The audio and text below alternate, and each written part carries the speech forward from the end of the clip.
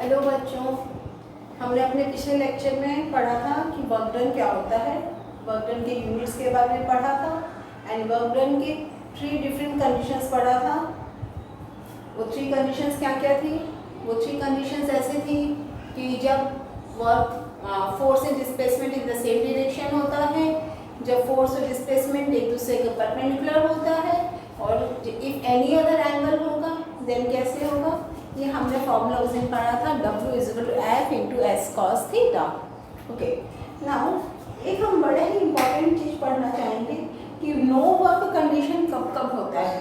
No work condition कब कब होता है।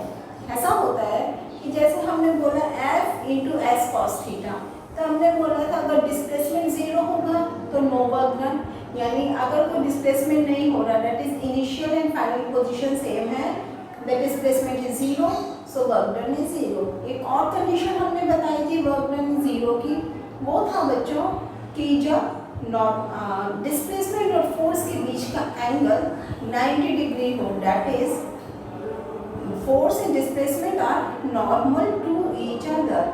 फोर्स और डिस्प्लेसमेंट एक दूसरे के नॉर्मल है, तो उस समय भी वर्क डन 0 होता है।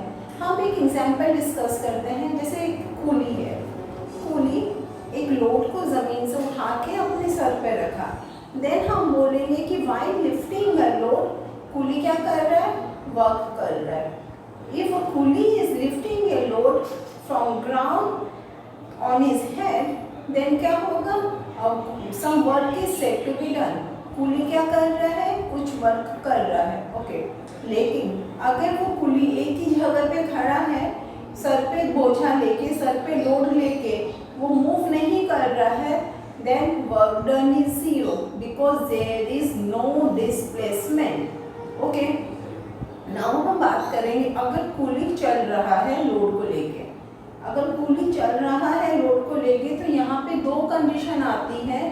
यहाँ पे आता है कि if he is walking on a frictionless ground or if he is walking on a friction ground, means अगर वो रफ ग्राउंड पे जा रहा है या फ्रिक्शनलेस ग्राउंड पे जा रहा है। एक्चुअली क्या होता है कि जब कूली ग्राउंड पे चलता है तो वहाँ पे 2 फोर्स एक्ट करती है।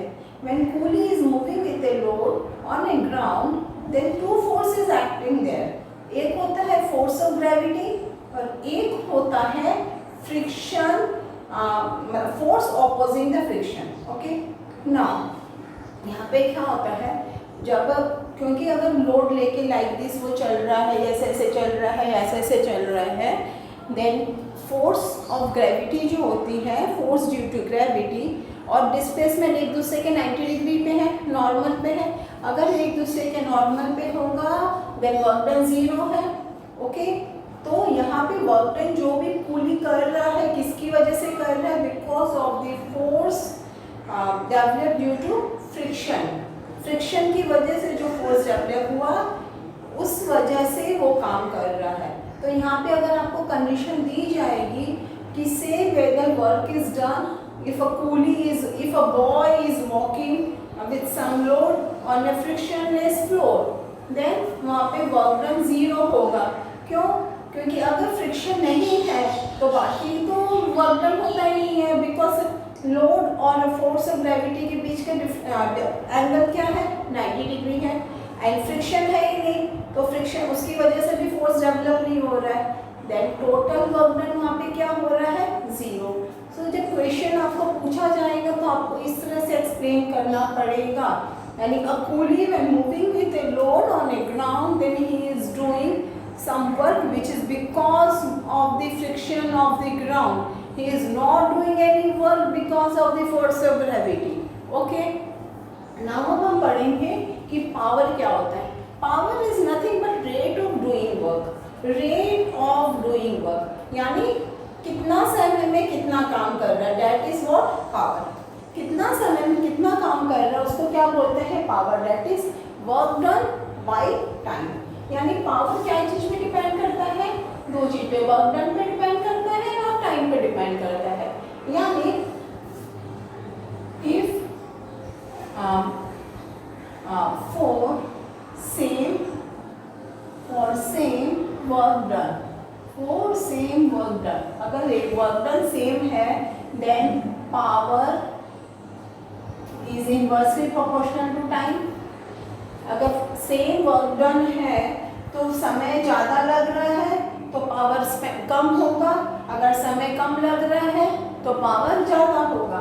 और सेकेंड केस होता है for same time, for same time power is directly proportional to work done, यानी सेम समय में जितना ज़्यादा काम किया जा रहा है उसका पावर उतना ही ज़्यादा होगा। अंडरस्टैंड? जैसे कि अगर हम बोल रहे हैं कि सपोज दो बॉय है, दोनों बॉय 10 मिनट तक काम किए। ओके, एक बॉय ने काम किया 10 जूल और दूसरे बॉय ने काम किया 20 जूल, तो किसका पावर ज़्यादा हुआ? जिसका वर्क ज़्यादा उसका पावर ज़्यादा। So power is directly proportional to work done. अब हम बात करते हैं यूनिट्स के बारे में। हमने वर्क की यूनिट्स क्या पढ़ी थी? वर्क की यूनिट थी ऐसा unit, what is joule, okay, and CGS unit पढ़ा था अर्ग। ओके, अब यहाँ पे वर्क डन बाय टाइम, तो यहाँ पे हो जाएगा जूल पर सेकेंड, यहाँ पे आ जाएगा अर्ग पर second. Joule per second is nothing but what, 1 what. तो 1 joule per second is 1 what, यानी कि 1 वॉट को हम कैसे डिफाइन करेंगे? अगर power of 1 joule of energy is क्या बोलेंगे, अगर एनर्जी 1 जूल है is 1 watt of power is spent for 1 second, then energy required is 1 joule. Okay, that is 1 joule per second. Now यहाँ से हम इसकी कुछ और यूनिट्स के बारे में बात करेंगे जो बहुत ही इम्पोर्टेंट है।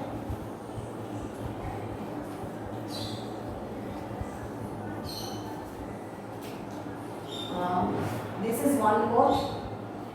Okay. Now 1 kilowatt. 1 kilowatt is equal to 1000 watt. Okay, जिसको हम ऐसे भी लिख सकते हैं 10 to the power 3 watt. Okay, 1 kilowatt is equal to 10 to the power 3 watt. अब आता है 1 megawatt. 1 megawatt is equal to आ जाएगा 10 to the power 6 watt. अब आएगा 1 milliwatt. 1 milliwatt is equal to 10 to the power, यहाँ पे क्या आ जाएगा बेटा, -3 watt. Then 1 micro. 1 microwatt is equal to, जिसको हम बोलेंगे 10 to the power -6 watt. Okay, these are some important relations.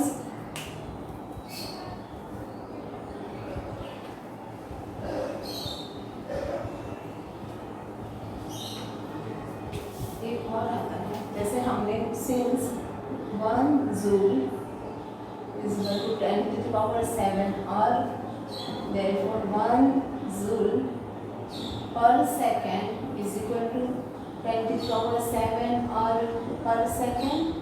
तो यहाँ पे हम क्या लिखेंगे, 1 watt is equal to 10 to the power 7 और per second, हम ये भी लिख सकते हैं। अंडरस्टैंड बच्चों? ओके, नेक्स्ट एक और चीज़ हम बताएंगे बच्चों, ये ध्यान से देखो। 1 kilowatt is equal to 1000 watt, जिसको हम 10 to the power 3 वॉट भी लिख सकते हैं। तो 1 मेगावाट क्या हो जाएगा, 10 to the power 6 what. 1 milliwatt, यहाँ पे पावर में -3, माइक्रो में पावर में -6, देन 1 जूल। दिस इज, ये रिलेशंस कभी कभी एक्सप्लेन करने आता है। ओके, नाउ हमने अभी क्या पढ़ा था? हमने पढ़ा power is equal to work done by time. तो यहाँ से हम एक चीज़ और निकाल सकते हैं, work done is equal to power into time. एक ये रिलेशन भी आ गया हमारे पास, work done is equal to power into time. एक और again, since power is equal to W by T, but work done क्या होता है, force into displacement, force into displacement by time. Okay, now displacement by time क्या हो जाएगा, what is displacement by time, it we can say force into V. So P is equal to force into V. This is one another relation जो हम जब कोई numerical solve करेंगे then हमको ये यूज होता है. एंड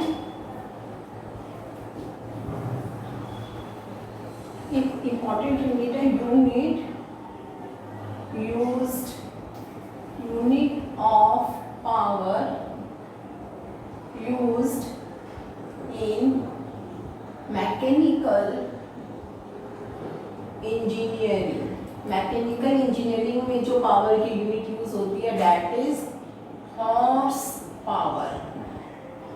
हॉर्स पावर जिसको हम बोलते हैं 1 HP is equal to 746 watt. Very important relation. 1 horse power is the unit of power used in mechanical engineering and its relation is 1 HP is equal to 746 watt. Understand? So now we will do one numerical so that you will easily understand what I am trying to say.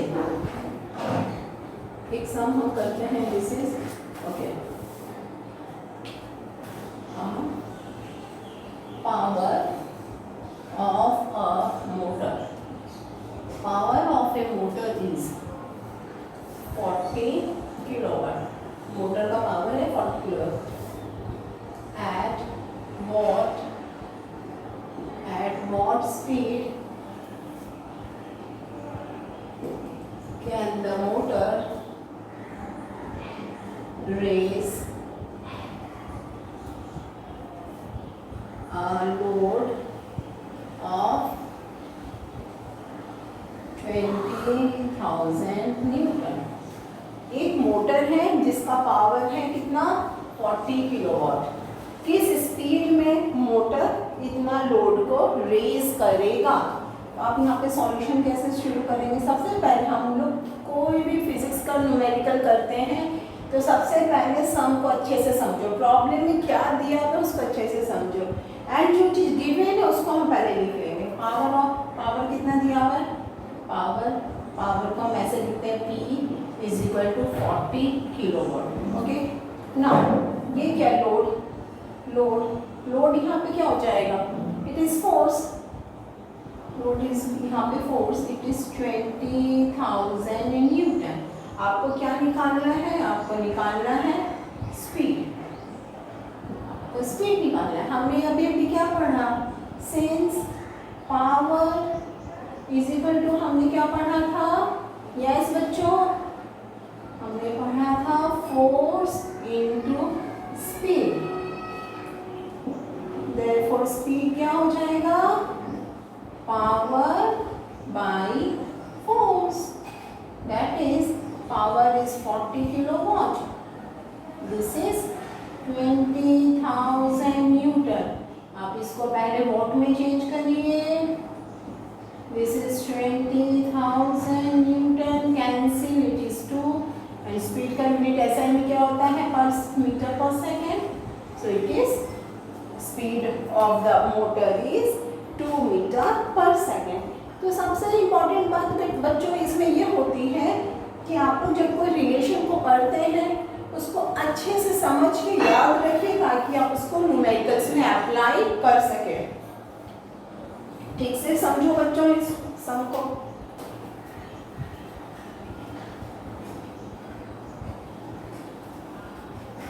Now अब हम पढ़ेंगे energy के बारे में.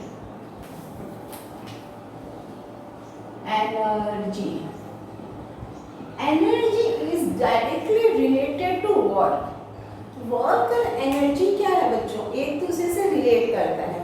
Work and energy एक दूसरे से relate करता है. कैसे. अच्छा बच्चों आप काम कर रहे हैं. काम करने के बाद क्या होगा. आपका एनर्जी धीरे धीरे डिक्रीज होता जाएगा. काम करते करते आपका एनर्जी डिक्रीज होता है. जब आप काम करते हो जब जितना ज़्यादा काम करते जाएंगे हमारी एनर्जी उतनी ही कम होती जाएगी. ओके. या हम रेस्ट कर लेते हैं. रेस्ट करने के बाद क्या होता है हमारी एनर्जी धीरे धीरे बढ़ जाएगी.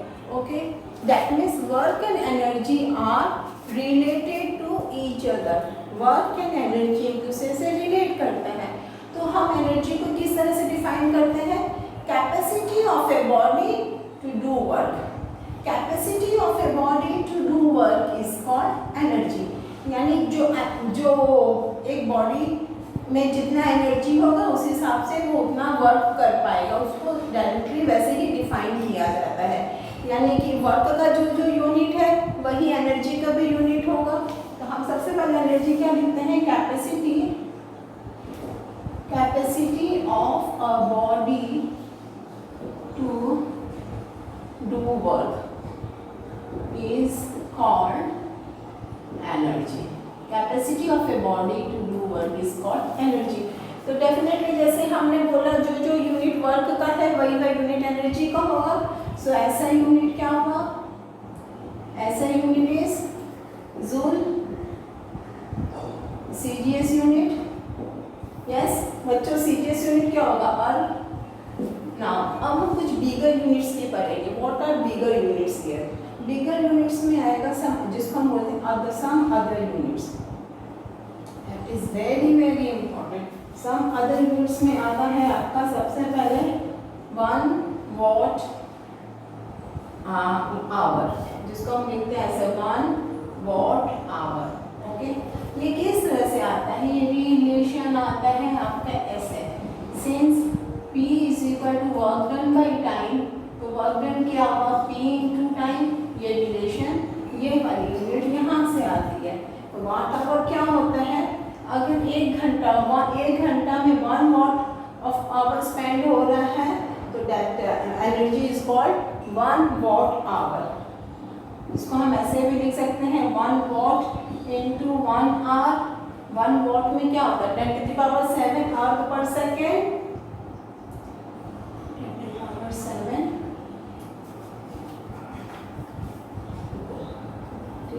पहले हम 1 joule per second into 3600 seconds. Okay, 1 what का मतलब क्या होता है? 1 joule per second and 1 our में होता है 3600 सेकेंड्स। नाउ सेकेंड क्या होगा? कट जाएगा, बचा कितना? यहाँ पे 3600 जूल। Okay, 3600 joule. और अगर हम इसको किलो जूल में कन्वर्ट करना चाहते हैं तो हम लोग क्या करेंगे? Divided by 1000। 3600 divided by 1000, so it will be kilojoule, that is 3.6 kilojoule. So 1 watt hour is equal to 3.6 kilojoule. So what is 1 kilowatt hour? 1 kilowatt hour होगा तो क्या होगा? यहाँ पे बताओ बच्चों। 1 किलोवाट आवर होगा, देन इसको हम कैसे लिखेंगे? यस बच्चों, टेल मी। 1 किलोवाट आवर का मतलब क्या होता है? यहाँ पे 1 kilowatt into 1 hour. 1 kilowatt is 1000 watt into 3600 seconds. Okay, now 1000 watt, 1 watt means 1 joule per second. Again हम यहाँ पे लिख सकते हैं 1000 joule per second into 3600 seconds. What you will get the calculation?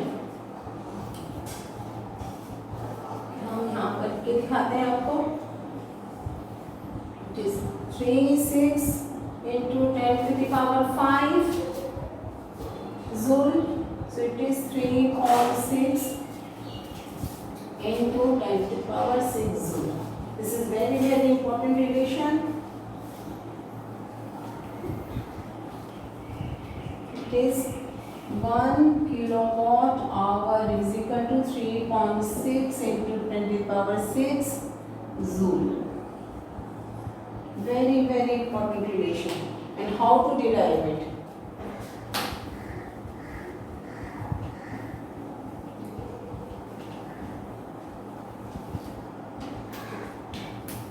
Now एक यहाँ से क्वेश्चन आएगा आपका, difference between work and power and work के बीच का डिफरेंस आ जाएगा एक आपको। ओके, सेकंड आएगा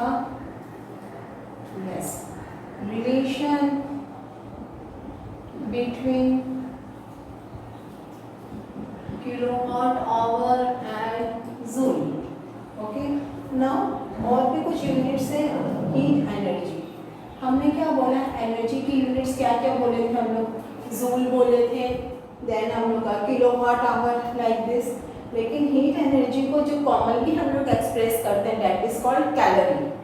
कॉमनली हम लोग एक्सप्रेस करते हैं इसको कैलोरी में, और इसका रिलेशन क्या होता है इसका डिफाइन करने आएगा, इसको डिफाइन करना है हमें।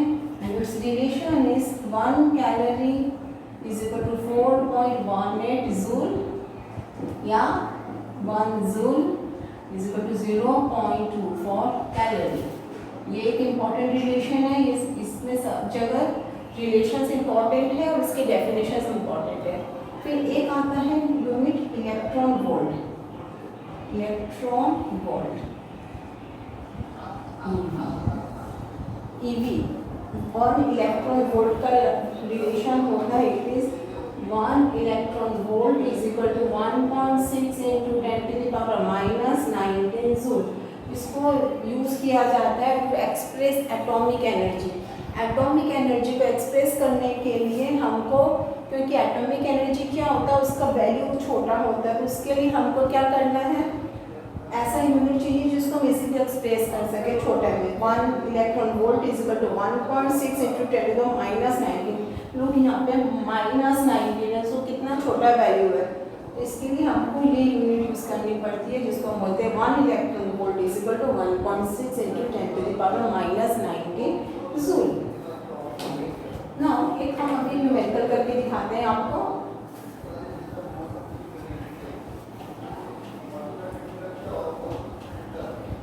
This is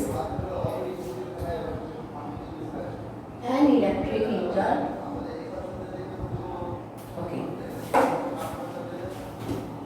Of power 3 kilowatt is used for 10 hour। 10 घंटा तक एक इलेक्ट्रिक हीटर यूज हुआ है जिसका पावर है 3 kilowatt. How much energy does it consume? वो कितना एनर्जी कंज्यूम कर रहा है हमको निकालना है किलोवाट आवर में, एंड सेकेंड निकालना है जूल में। एक इलेक्ट्रिक हीटर है जिसका पावर है 3 किलोवाट, उसको यूज किया गया है 10 घंटा तक। हमको एनर्जी कंज्यूम निकालना है किलोवाट आवर में एंड जूल में।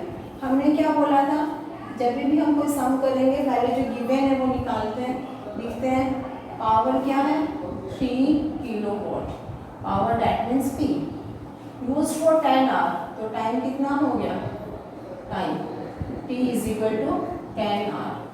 Now what is energy?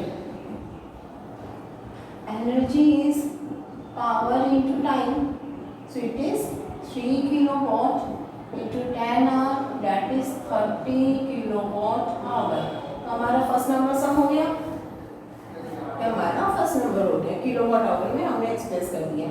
Second हमको बोला है जूल में एक्सप्रेस करना है, so in joule energy is equal to 30 kilowatt hour. हमने क्या रिलेशन पढ़ा था, 1 kilowatt hour is equal to 3.6 into 10⁶ joule.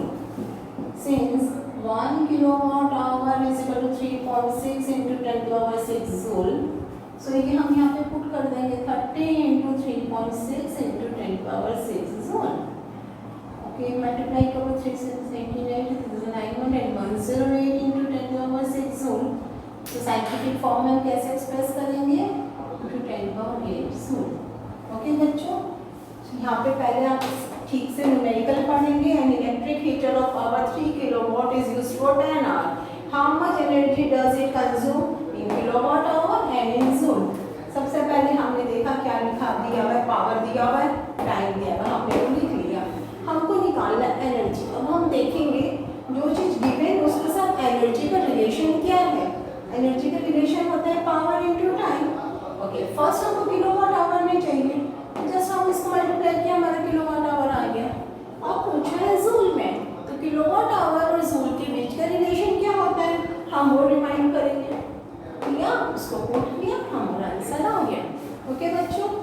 ऐसे ही बहुत सारे न्यूमेरिकल्स हमारे एक्सरसाइज में दिए हुए हैं, कोशिश करेंगे वो सारे न्यूमेरिकल्स को सॉल्व करने का। एंड फिर नेक्स्ट क्लास हम डिफरेंट टाइप्स ऑफ एनर्जी के बारे में पढ़ेंगे। ओके बच्चों।